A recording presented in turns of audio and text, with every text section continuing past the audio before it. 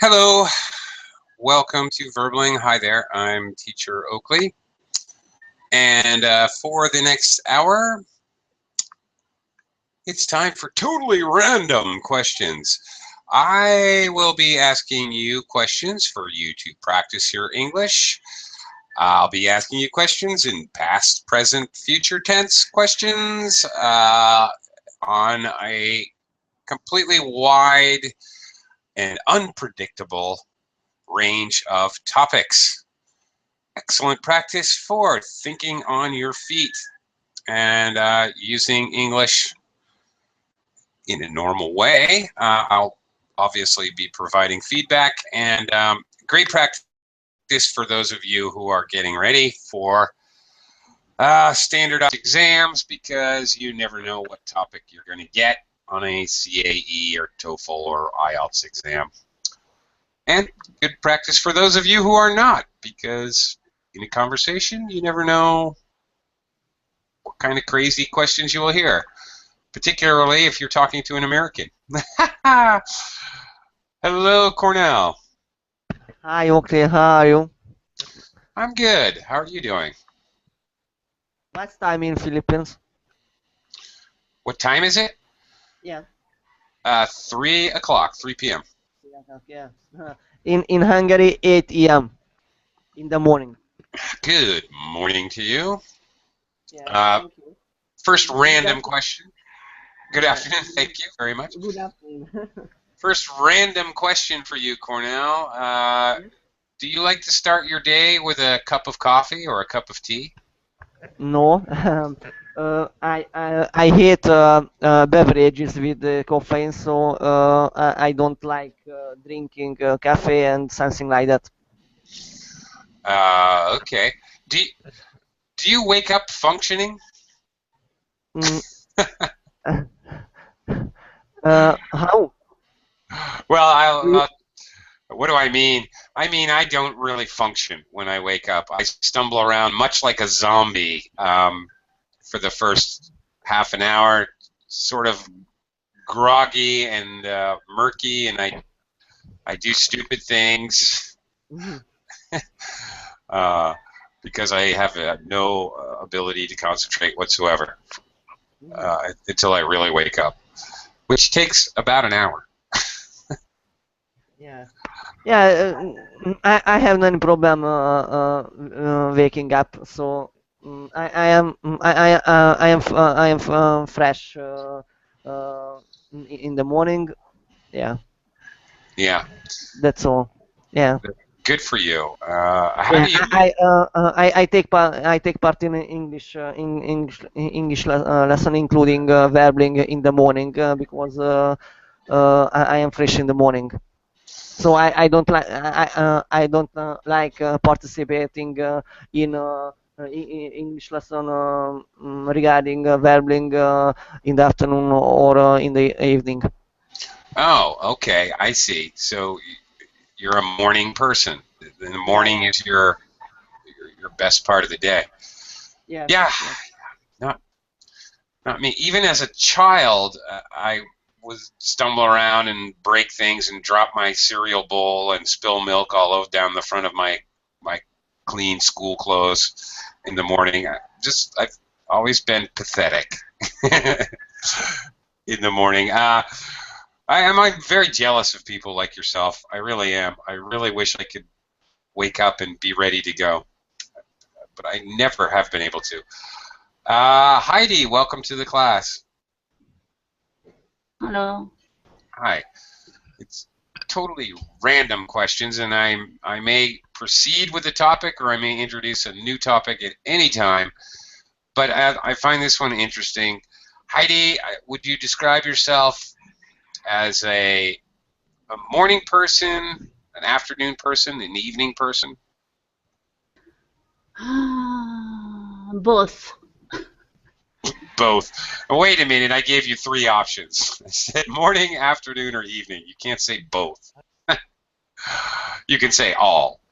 I'm a person who hates sleeping. Oh, hate sleeping. Okay. It's a waste of time of life. Oh, yeah. I'm a big fan of sleeping. Huge fan. I love it. Yeah, someone said sleeping is very good. I'm comfortable, but only starting sleeping that time comfortable. But actually, you are sleeping. You don't think anything. Try Any not to. feeling. Try hard not to. Okay. All right. So, what is your peak performance part of the day, Heidi? When do you really feel you're at your peak of energy and concentration? Maybe at 9 or 10 a.m. Really? Okay. Also in the morning. Yeah. Interesting. Afternoon, I'm lazy. Okay. All right. That's interesting. I wonder why. Do you believe in biorhythms, Heidi? Have you Yes. ever heard of biorhythms? After lunch, I'm very sleepy and I'm lazy. Yeah. Biorhythms. Okay. Oh yeah, there it is. Okay. Biorhythms. Okay, Nidair, Yes, how about you? Are you a fan of naps? yes, I am. You are. I like to have a nap, Georgian. Yeah. Okay. And I also like to go to sleep, to go to bed early. Go to bed early. I'm an early person, so Yeah. Okay. Nidair, what is your peak performance time of the day? When do you feel like you're at your best and the most productive? let's say maybe 8 o'clock in the morning. Oh, really? Quite early. All you morning people. Okay. Good for you guys. Okay. Uh, New question, direct question. Cornell, back to you. Do you have any siblings? No, I have no any siblings. I'm only child. Okay.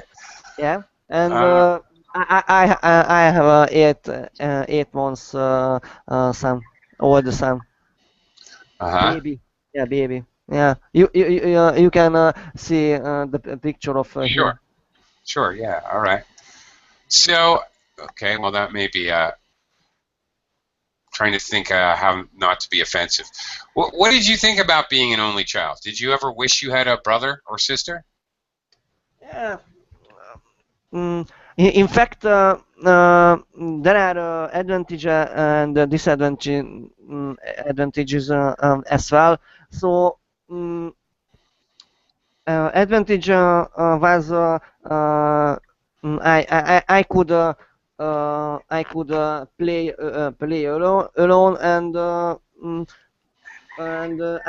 I was bored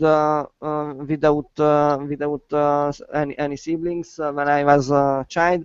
So yeah, Okay. that's all. That's all. Yeah.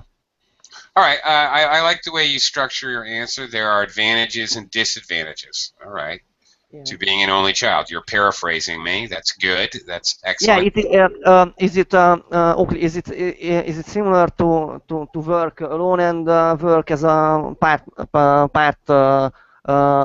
group member? So yeah, it is similar.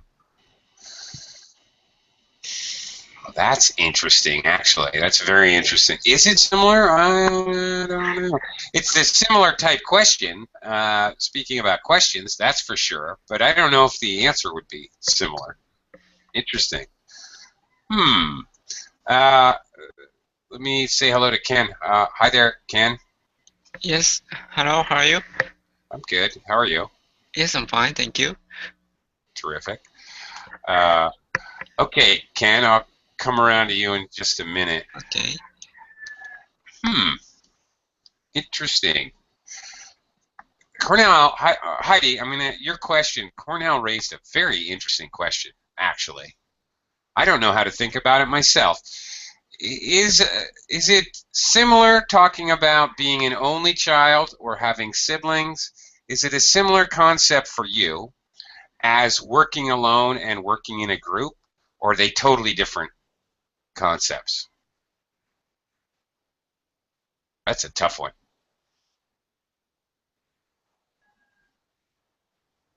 Heidi, are you there? You're muted. Me? Yeah.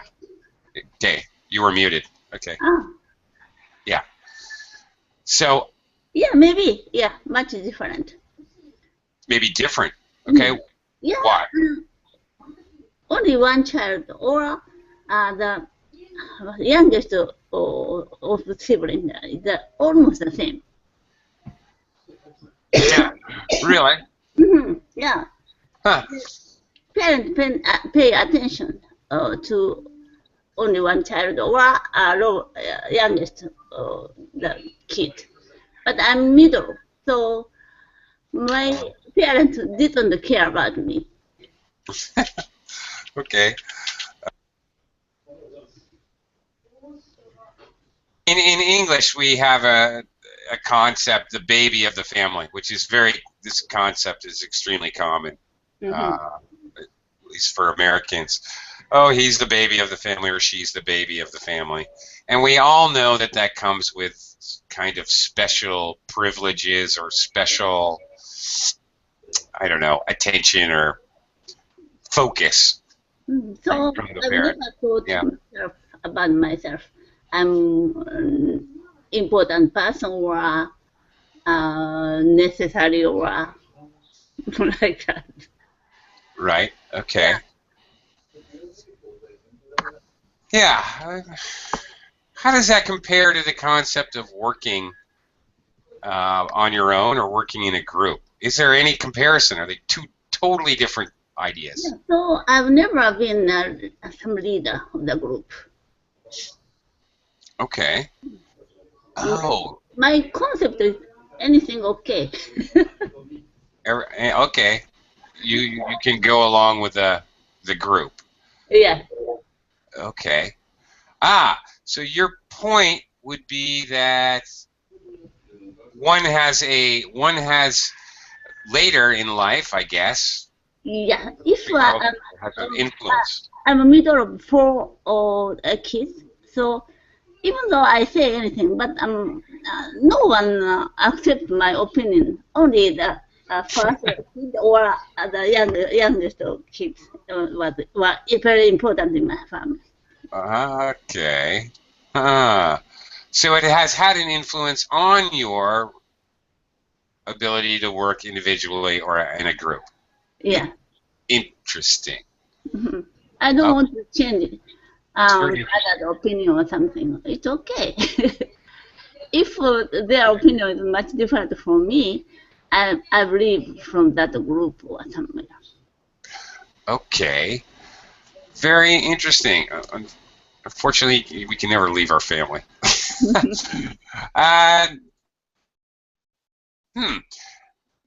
Nader, what do you think about that? Do you think that are these completely related concepts or completely unrelated concepts? Being an only child and having siblings and working alone or in a group? I would say they are totally different from this. They're totally different. Working in a group is linked to achievement. We are working so we can achieve something. But having a brother, it's related to supporting. You are supporting your brother, and he's supporting you. It's related to having fun. So it's for me, it's totally different concepts. Yeah. For me, having the fact that I have siblings was working in a group and in a constructive and cooperative manner to reach a goal is one thing, but my siblings and I was more like fighting in a group to get as much as an individual as I could get from from my siblings. So cooperation and And yeah, cooperative action was not the byword. It was more like, how can I get more than my sisters or brothers get? Yes, I understand because you have the same resources, so you are fighting over resources. Yes. That's right. Competitive. It's more competitive than cooperative. Completely different. Right? Okay. Hmm. Interesting. Hmm. Ken, how about you? Do you have siblings? Yes. Uh, yeah. What's the order?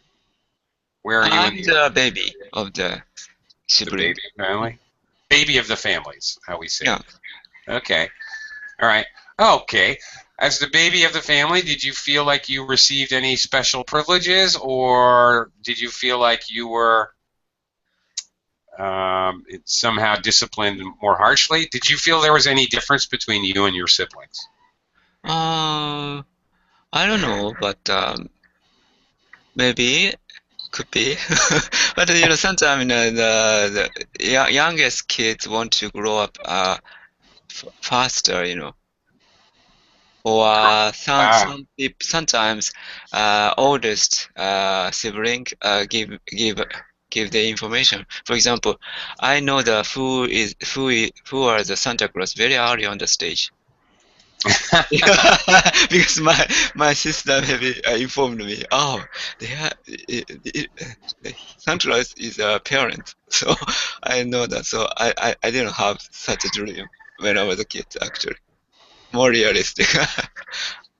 okay. Interesting. Interesting. Okay. Time for a topic change. Ken, back to you. Mhm. Okay. Totally different topic. Um, okay. Tell me about something that people do in traffic when they're driving. Mhm. Tell me about something that people do driving that really annoys you. Ah, dangerous driving. That's the most annoying to me. Annoying thing to me. Dangerous driver. Kind of. Okay. Yeah. But I have to tell you, that's kind of subjective. What is dangerous to you may not be dangerous for me. Can you describe dangerous driving? For example, how can I say? All of a sudden, the car jump into my car in front of my car without signal. And, Uh, or some car always pressure on me on the speed up, approach my car very harshly. But if the car approaching too much, I cannot check the next route beside me. So I cannot change the route, even though I want to do that. uh-huh. And the thing is, yeah, it irritates me because it's dangerous. Okay. All right. They cut you off. Here we use a phrasal verb Yeah, commonly. cut me off. Yeah. Yeah, you get cut off in traffic, or they don't use their blinkers for Americans or directionals Mhm. for Americans and Brits. All right, they don't indicate which way they're going. Okay, or here's a word I rarely, if ever, have introduced in class. Or they come up behind you, very aggressively Yeah. behind you. Mhm. Okay, that's called tailgating. To tail. Tailgate. Yeah. Yeah, that's very annoying when you tailgate someone. On the other hand, Ken, if you tailgate a big truck, Mhm. you can do very well with gas mileage. Really? Is it true? Sure, absolutely. Because there's a flow of the air or something? Yeah, that's absolutely correct. Uh-huh. You can save a lot of money on gas, but of course it's extremely dangerous because Yeah. you can't see what's in front of the truck, and if the truck suddenly has to slow down, you're going to get your head chopped off as you fly under the Oh truck. my gosh. But it's really great for gas mileage. True. Okay. Interesting. Cornell, Yes. how about you? Are you a safe driver? It depends on situation because I am rush to somewhere. I am very fast driver, but I hate the dangerous drivers driving very fast without any reason. So and overcrowded public transport is awful in my point of view. Yeah. Oh, there's a question for you. Okay, you should use if to introduce these. If you said it depends. First of all, I asked you a yes or no question. For those of you preparing for an English exam, if you're asked a yes or no question, just as Cornell did here, start out with, well, it depends. This gives you a lot more to talk about, helps you increase your score. Okay, but to introduce, because these are clearly after it depends, you need to use if clauses. If, okay, if I'm rushing because I have an emergency or whatever. On the other hand, if I'm taking my time, I'm very safe. You should introduce your reasons with if clauses. Okay, here's a question for you. Well, it depends where I'm talking about. In America, taxi drivers in New York City are nuts.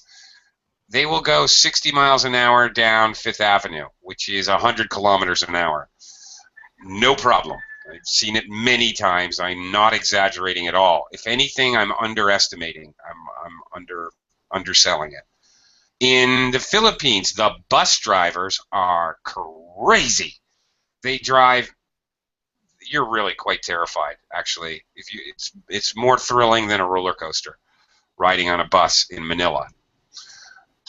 Cornell, how about in your country? Are drivers of public transportation notoriously dangerous, or not so much, not so bad? In my point of view, behavior and driving style of public transport drivers are acceptable. So there is no any special things regarding their driving styles. So it is acceptable, and yeah, that's all. It is normal in Hungary, comparing it to, for example, in Italy, because public transport is crazy in Italy. Do you know that Italy has the most per capita number of traffic deaths in the world? I don't know if you know that. I just read that extremely, like, last weekend. Yeah. Yeah. So, yeah, your point is justified by actual facts and statistics. Interesting. Yeah. If you want to go on a really fun ride, go to Manila and get on a public bus and go across town where you're going to get on the highway and sit in the front seat. It's much more terrifying than a roller coaster. Because the seat is elevated from the driver. You're up here, and then the window is very close to you. You're like looking out the window, like down at the road practically. Quite exciting, really. I don't even know. I don't even know how they do it. They're missing other vehicles by not even a centimeter. They're tailgating other cars like 3 centimeters behind them. Crazy. Anyway, wow. Okay. Nader, here's a question for you. Totally change the topic again.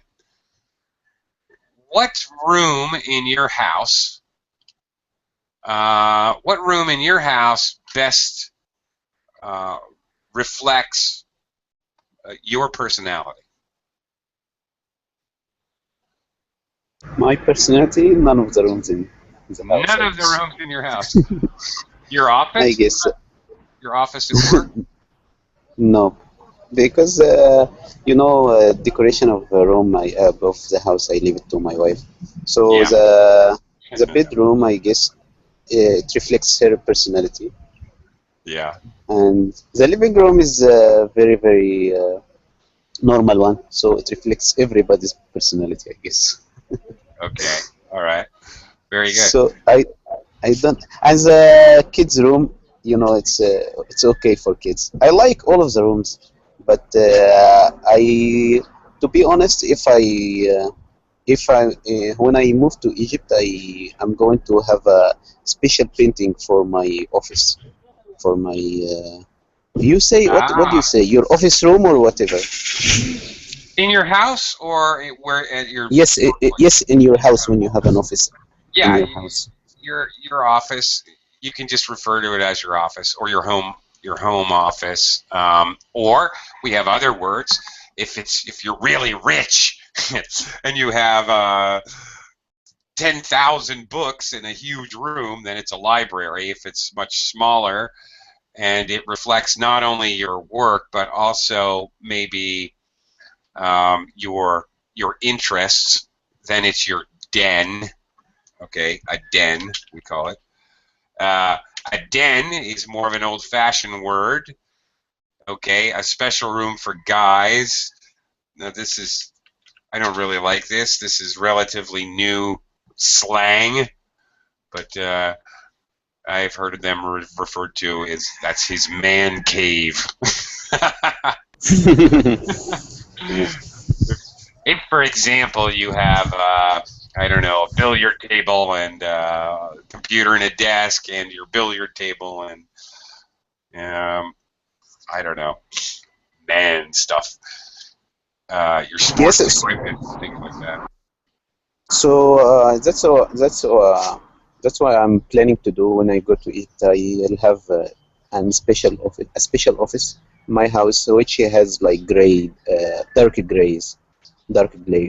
color painting. So Okay, that would suit my personality. okay. That's why I'm optimistic. Okay, yeah, optimist, that's good. Uh, okay. Heidi, more general question regarding Japan. I was talking to Nader about what rooms specifically reflected his personality. In Japan, serious question here. In Japan, does a person's office space at work, at the workplace, to what degree does their office workspace reflect their own personality?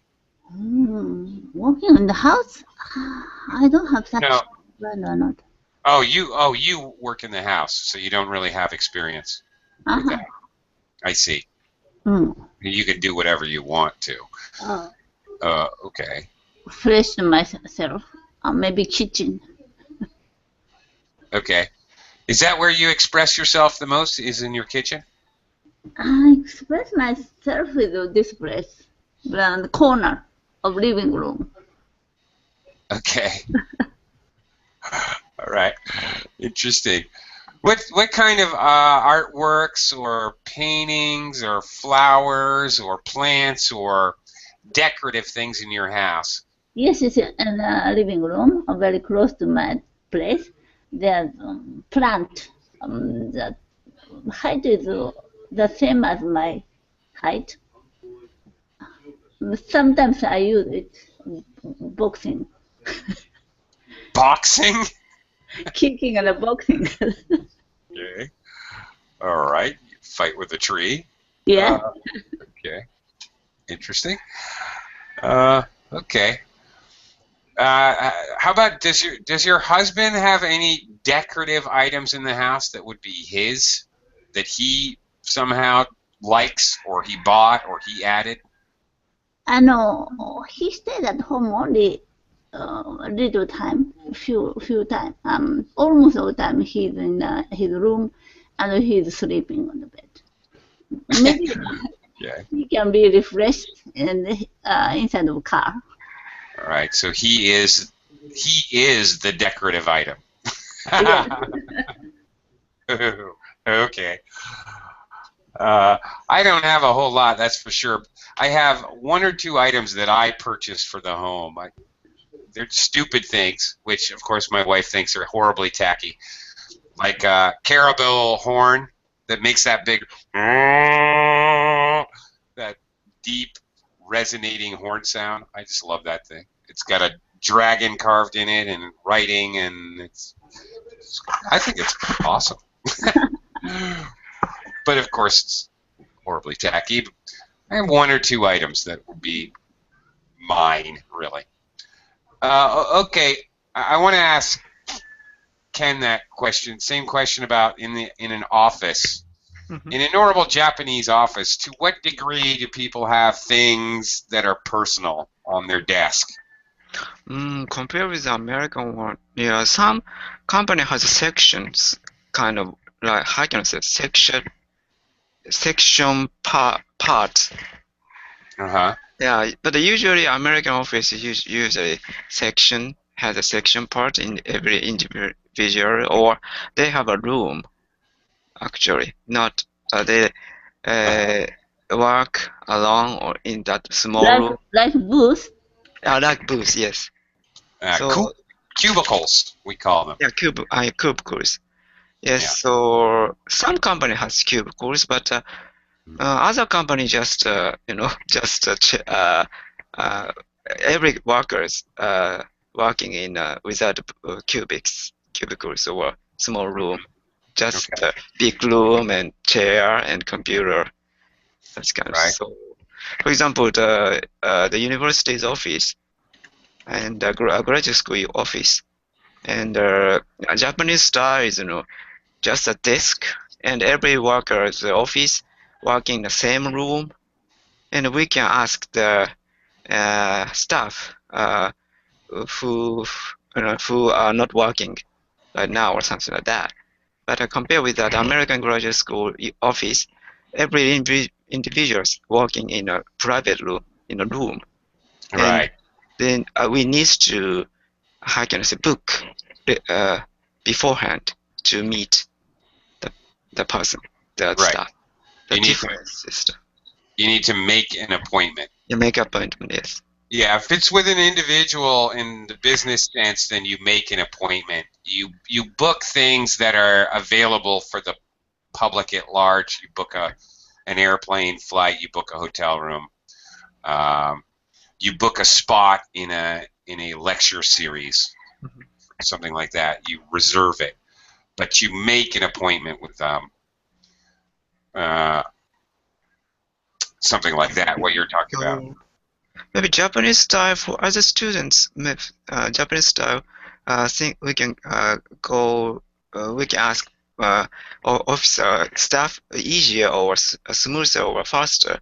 But other worker, the staff, maybe they tend to have a kind of additional burden. When the student jump in, maybe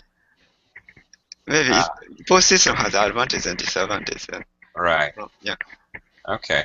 And just so you know, yeah, many American offices have those crazy little cubicles, and everyone, if you stand up, you can see, it's not an actual wall, you can see the whole area if you stand up, but if you're sitting in your cubicle, it's up over your head and you can't see the people around you.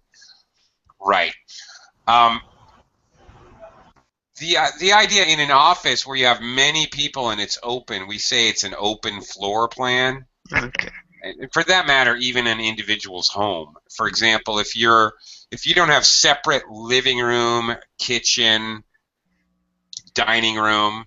I lived in such a house in the United States, an open floor plan. The kitchen was on a raised platform, but from my office, which is at one end of the house, I could look all the way to the other end of the house where the kitchen was. There's no walls, so even in a house, you can have an open floor plan. Anyway, what we call it. Okay, but my actual question was, how much do you have? Like, do people have a picture of their family on the desk? Do they have a couple stupid toys? Maybe Americans show their families picture more than Japanese. I just guess. Or yeah, and some And some personnel decorate, the desk in their favorite thing, or maybe figure, or yeah, something like that. Right. Or just messy, messy desk. It's just a mess. Or very clean desk, or yeah, clean up desk, the desk. I mean, so it's Okay. a democracy. Yeah. It's okay. I have Go a question for you. later. Go ahead. Yeah. Yes, I saw these pictures on discs in every movie. So it is a kind of a custom, or it really reflects people's love to their families. What are you referring to? Having a Pictures, picture? pictures, Yeah, pictures of family on the disc. super normal, actually. Yeah. Yes, I know it's super normal, but is it just a habit, or do American people really love their wives and kids? Oh no, I think they just really love their wives and kids. Yeah, pure and simple. I mean, the other thing you're going to have is probably some stupid toy, like a squeezy ball or the little balls that go click, clack, click, clack. It's mindless, Like a ridiculous. mental hospital. Yeah. So yeah, some crazy toys, whatever. Very normal. Um, okay, Cornell, what are you talking about here? What is this 5S? Wait a minute. 5S, do you know it or not? I don't think so. I clicked on your link here. Yeah. Please check the link. And as far as I know, Aka and Heidi might know it because it came from Toyota. Ah, okay. Yeah, it is sorry, 5S. It is a part of Lean, and everything is restricted in the company, both in the office and production area. Okay. So regarding my previous workplace, my desk was restricted, and I am allowed to one private thing on the desk. Ah, okay. You're Yeah, not allowed to. Okay. yeah. Yeah. Yeah. Yeah, I've listened to the Toyota person's presentation. They are proud of their own system. They regulate a lot of things, and kind of for procedure of work, their work. So it's called, maybe they are called Toyota system or something. Okay. Well, good for Toyota. I wish they'd stop making car parts that were defective and people were having horrible accidents. Maybe they could improve their safety record if they allowed people to have pictures of children on their desk. I don't know. I just joking. Anyway, it's interesting. Okay, I'd go bananas working in a place like that. I have worked in similar places simply because, and here's another kind of office strategy. I've worked in places actually where you didn't sit at the same desk every day. You might, but basically people could. You would be assigned a section. You'd have to sit somewhere in your section, but you may be seated at another desk, and all of your office material, everything you have, is soft copy. There's no hard copy anything. You're not allowed to have a phone. You're not allowed to have pencils or paper because you're taking sensitive. You're dealing with sensitive financial information, so you're completely not even allowed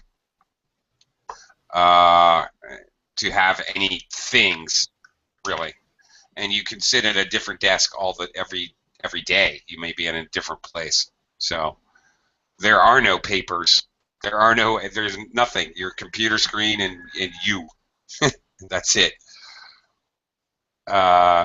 Any documents or anything you need are shared on each computer. So there's nothing. There's no way to save things for your own private use, or you can't send emails, whatever.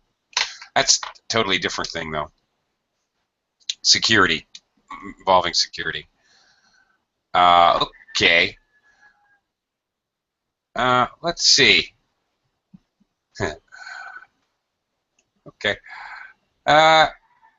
Cornell, back to you. Totally new topic. Totally new random topic. Do you like to listen to music when you're doing other things?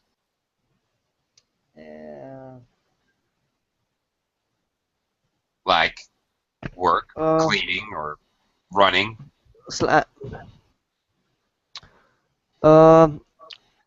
I go to the gym regularly, and there is music in the background. But for example, when I learn in English, I don't like it. I don't like it Yeah. because it is not appropriate to concentrate on our goals. For example, learning English. So yeah. Okay, for physical activities, in other words, Yeah, but yeah, not yeah, not for mental activities. yeah, All right. yeah. So, Cornell, how well do you sing on a scale of 1 to 10? 10 Sorry, could you being please? the highest. Sure. Here's a weird way to phrase a question that's often done in English. On a scale of 1 to 10, 10 being the highest and the best, 1 being the lowest, the worst, how well do you sing? La la la.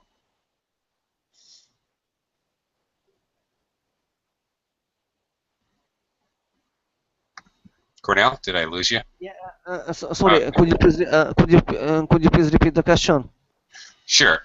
How well do you sing on a scale of 1 to 10?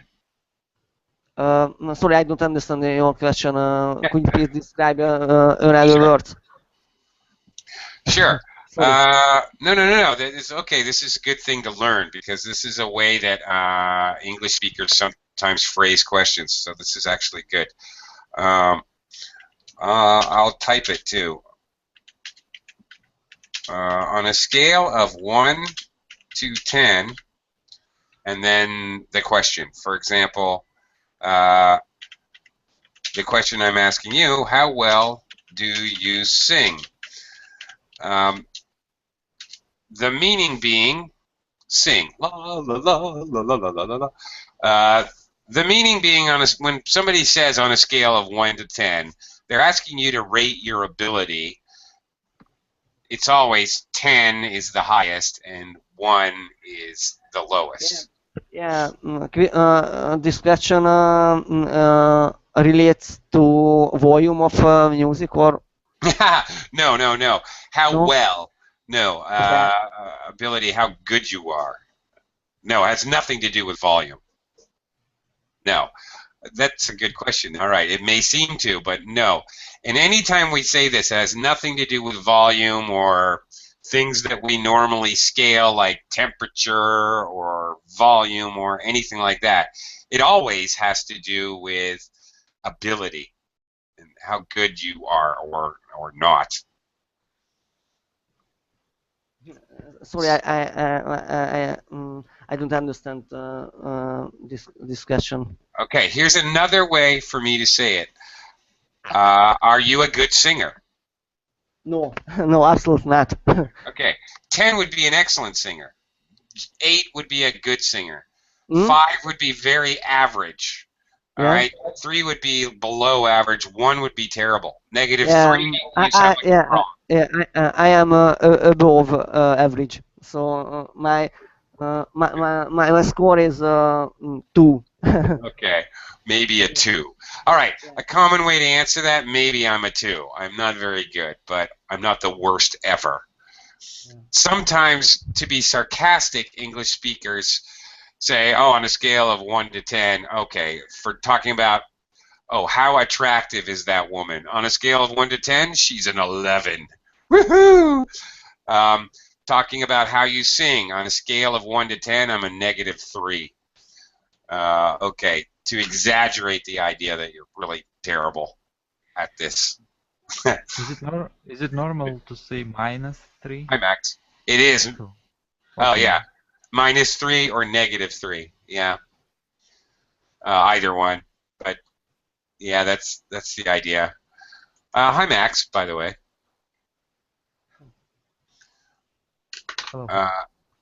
Hello. Max, since you're here and we're only got 10 minutes or so, do you know anyone who is a pack rat? Packrat. Pack rat. Packrat. Do you know Actually, what I that means? don't know anyone who is a packrat Yeah. Okay. because I don't know what does it mean. Great. Okay. Well, let's talk about it. A pack rat is somebody who doesn't throw away anything. They save everything.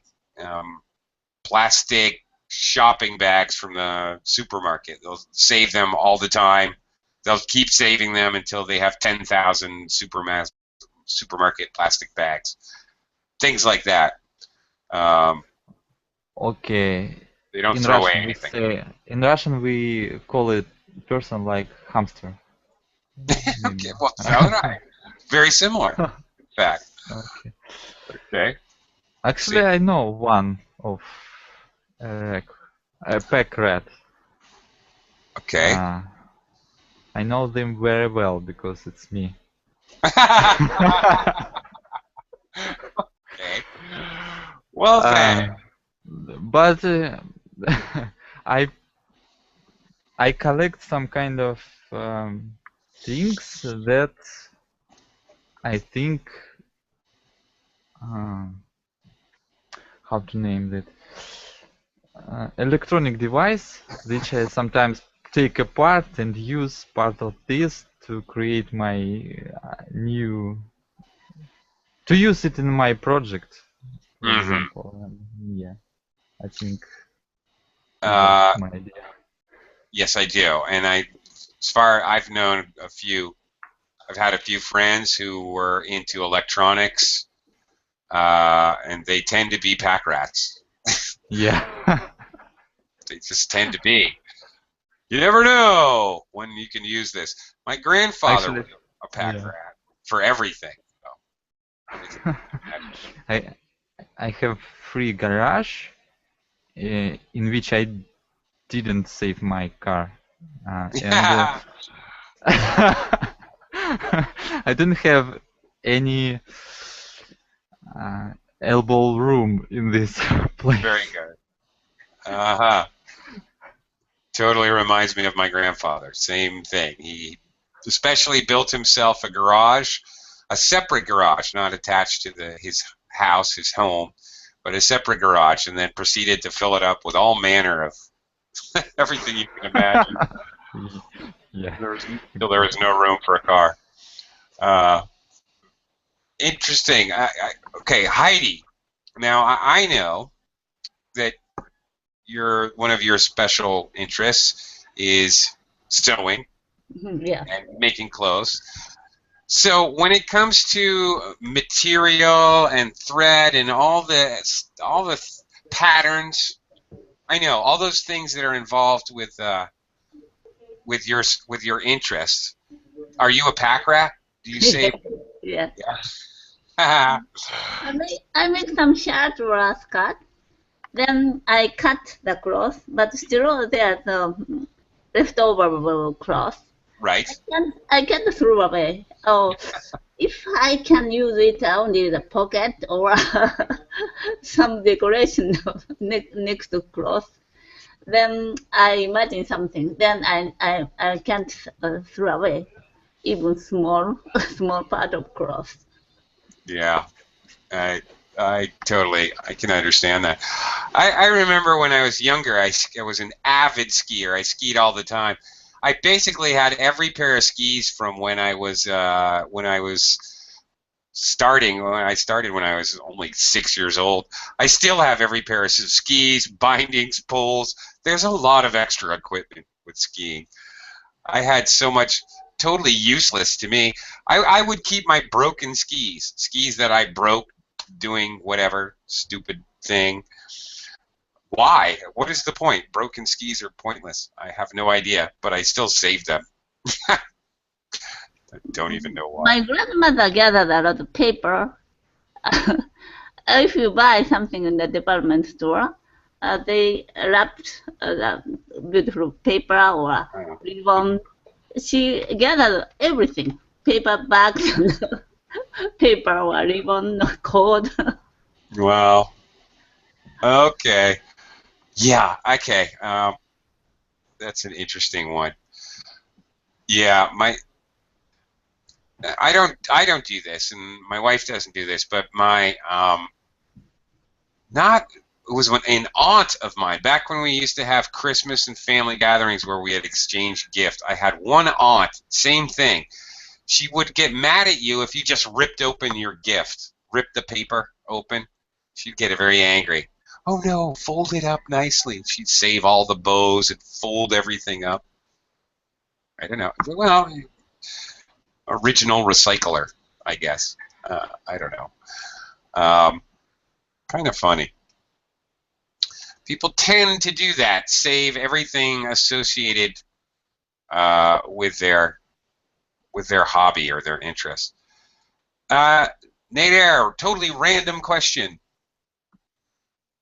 Nader, do you remember the worst haircut you've ever gotten? The worst haircut? Yeah. No, but the worst haircut, because it must be a long time ago when I didn't choose my hairdresser. So, you know, when you are a kid, they take you to anyone.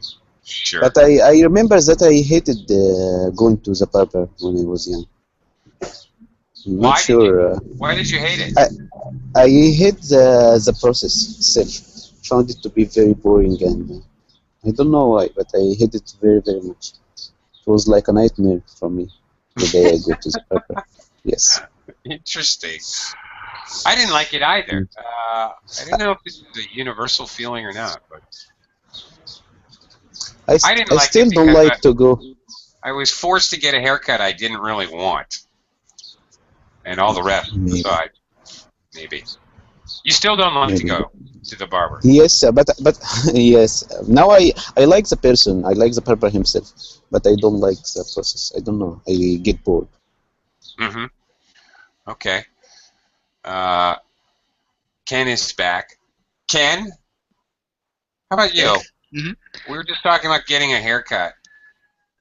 Do you like getting a haircut? Is it a pain in the neck? Have you always liked it? Did you not like it when you were a child? Maybe I don't like it. Yeah, I didn't like it. Okay. Why? Why? Because after that, maybe I always feel itchy around the neck. I really dislike that feeling, you know. Yeah. Okay. Right. Absolutely. I know. You know what you mean. Okay.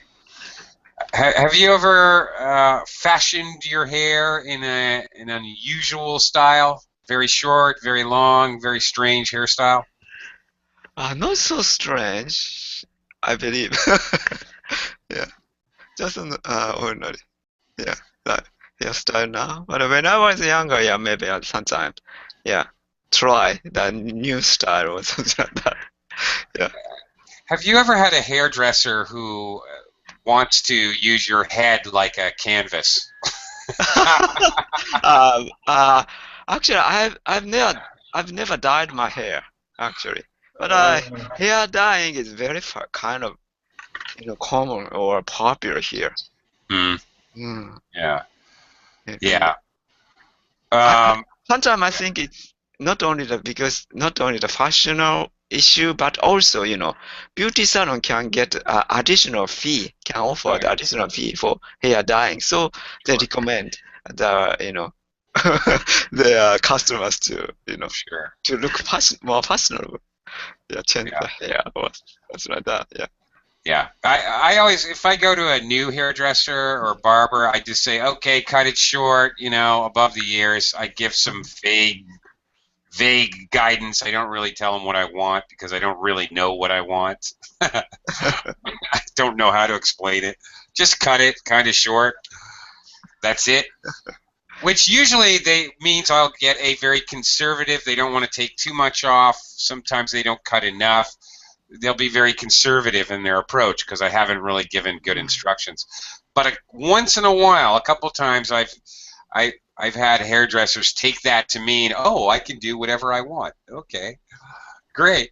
Oh, we'll feather it here. We'll poof it up here. We'll do all kinds of weird stuff. What are you doing? I want my hair cut. I don't want to be a model. Anyway, okay.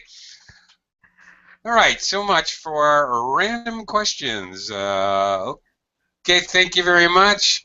That was fun, and I've got to go, but I'll be back very soon. Actually, next class to talk about street food again. More concentrated on one topic, but thank you very much, everyone.